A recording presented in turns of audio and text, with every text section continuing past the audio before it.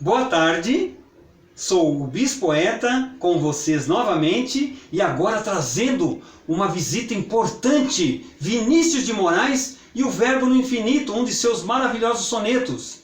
Vinícius de Moraes, além de poeta lírico, foi também dramaturgo, foi diplomata, compositor, cantor e muito mais. E recebeu ainda a alcunha de Tom Jobim de O Poetinha.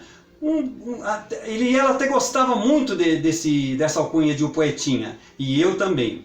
Vamos ao Verbo no Infinito. Ser criado, gerar-se, transformar o amor em carne e a carne em amor. Nascer, respirar e chorar, e adormecer, e se nutrir para poder chorar, para poder nutrir-se, e despertar um dia à luz, e vir ao mundo, e ouvir, e começar a amar, e então sorrir, para poder chorar, e crescer, e saber, e ser, e haver, e perder, e sofrer, e ter horror de ser, e amar, e se sentir maldito, e esquecer tudo ao vir um novo amor, e viver esse amor até morrer, e ir conjugar o Verbo no infinito.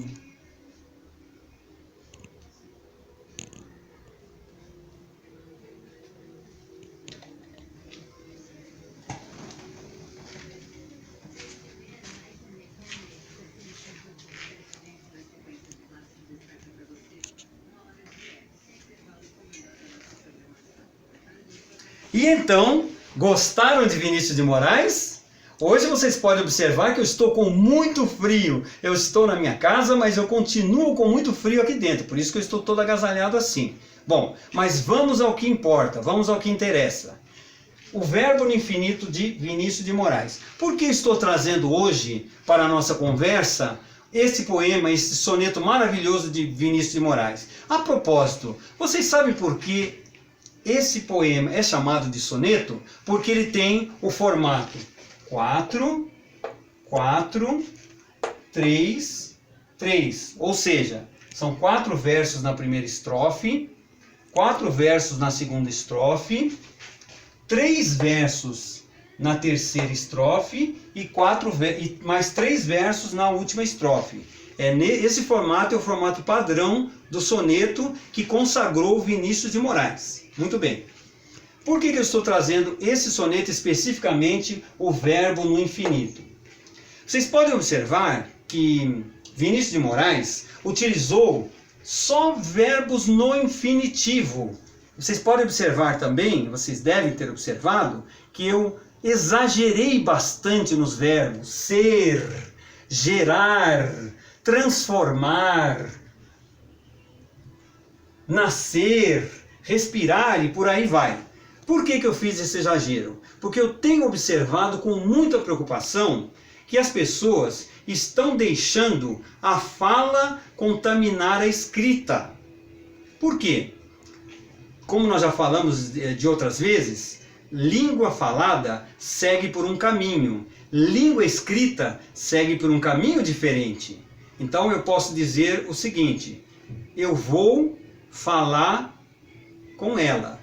Eu vou falar com ela. Não exagerei no R. Agora vou exagerar no R. Eu quero falar com ela. Eu quero falar com ela. Por que eu exagerei? Para mostrar para vocês que na hora de falar, pode falar numa linguagem mais descontraída. Eu quero falar com ela. Ficou um R quase sumido ali, quase como se tivesse um A acentuado. Dessa forma aqui.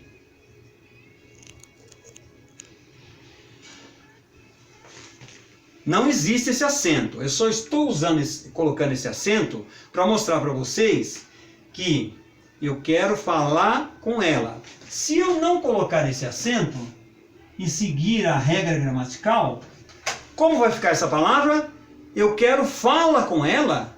Eu quero fala com ela ou eu quero falar com ela? Para que nossa comunicação possa ficar bem clara e as pessoas possam saber exatamente o que eu quero comunicar, o que nós queremos comunicar, vamos fazer o seguinte: vamos colocar o R no final.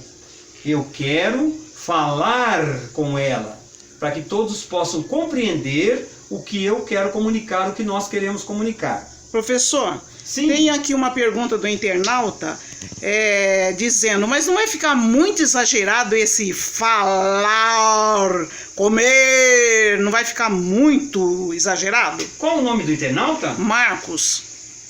Marcos. Só tem o primeiro nome dele? Tá aqui Marcos Santos. Marcos Santos, ok. Marcos Santos, muito obrigado pela sua audiência, muito obrigado por prestigiar nossa pequena aula, é só uma pílula de aula. Marcos, você tem toda a razão, realmente fica muito exagerado se eu sair falando por aí, todos os R's e todos os S's, as pessoas não vão compreender, vão pensar que eu estou a brincar com elas. Não precisa exagerar dessa forma, Marcos. Você tem toda a razão, Marcos. Você pode falar descontraidamente, mesmo porque existe a questão da adequação. Hoje, nós já não falamos está certo ou está errado. Nós falamos está adequado ou está inadequado. Se você está numa mesa de um bar com seus amigos, pode falar à vontade, descontraidamente, sem problema nenhum, gírias, palavrões, que eu sei que também acontece numa conversa de bar. Agora, quando nós estamos numa situação formal, como na empresa, por exemplo, quando nós vamos redigir um e-mail, ou mesmo quando nós vamos para uma entrevista de empresa, nós temos que ter o cuidado de utilizar os R's, utilizar os S's, utilizar os plurais. Nunca esquecer de utilizar, mesmo que agora possa parecer que eu estou exagerando, mas é importante não esquecer isso numa entrevista de emprego, por exemplo. É importante não esquecer isso na apresentação de uma monografia, de um TCC, de um trabalho de conclusão de curso. Isso tudo é muito observado pela banca examinadora. Tudo bem, Marcos? Mas você tem razão. Você tem razão quando você afirma isso. Agora, na escrita, vamos escrever todos os R's e os S's. Tudo bem, Marcos? Muito obrigado pela sua pergunta. Fiquei muito feliz com a sua participação. Voltando. Bom, nós estávamos falando aqui a respeito do falar. Eu vou apagar o falar daqui e quero dizer para vocês que fonética é uma disciplina dentro da gramática, um segmento da gramática que não é muito ensinado nas escolas. Dá para contar nos dedos as pessoas que tiveram fonética lá no 3º ano do ensino médio. São poucas pessoas. Eu tive um pouco, fui privilegiado, mas fui me aprofundar em transcrição fonética, fui me aprofundar em fonética mesmo no 1º ano da graduação de letras. Dentro da fonética, eu aprendi que existe uma diferença entre letra e fonema. Existe uma diferença entre letra e fonema. Vamos tomar como exemplo a letra R, que é a letra que predomina nesse texto. Vou colocar aqui o R e vou colocar aqui o fonema que representa a letra R, tá bom? Sempre que eu for colocar a demonstração do fonema, eu vou colocar entre duas barras. Então, barra, barra,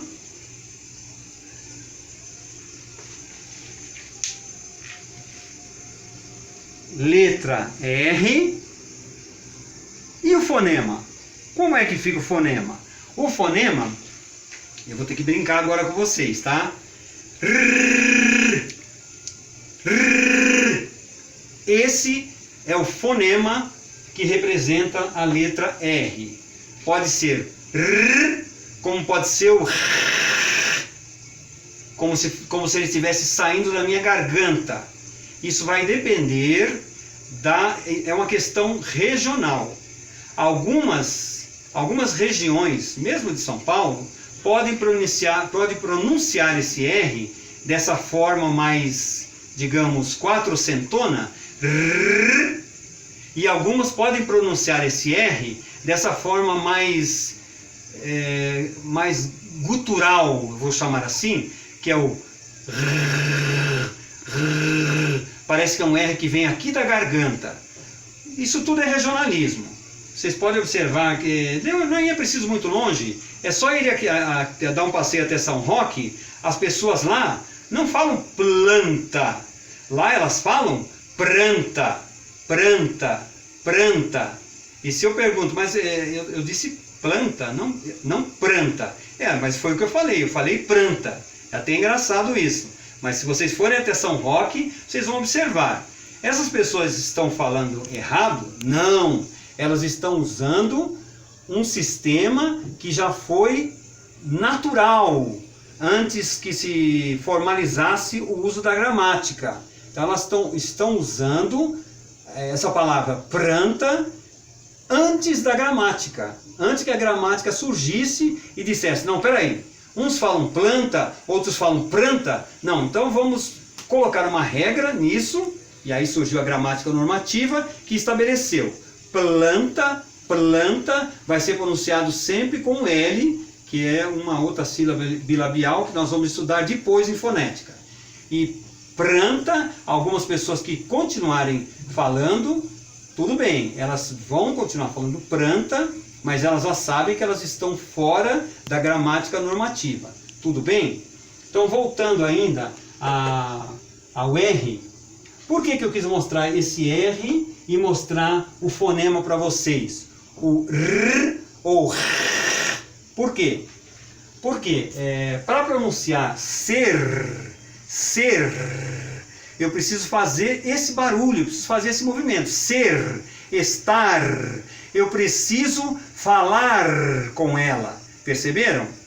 Algumas pessoas mais quatrocentonas paulistanas, como o meu professor Vladimir Irigoyen, pronuncia eu vou pronunciar do meu jeito, depois eu pronuncio do jeito dele, que é mais difícil. Eu pronuncio barraco, barraco, porque eu não sou quatrocentão. O meu professor, que é quatrocentão, pronuncia barraco, barraco. Parece que é um R mais delicado, mais tradicional, por isso que eu chamo de quatrocentão. Tudo bem? Espero que vocês tenham gostado. Isso é tudo por hoje. Espero não ter cansado vocês. Eu sou o Bispoeta. Podem me procurar no Google com Bispoeta. Vocês vão me encontrar com facilidade. Tudo bem? Muito obrigado. Agradeço muito a atenção de vocês. Muito obrigado e uma boa tarde, boa noite.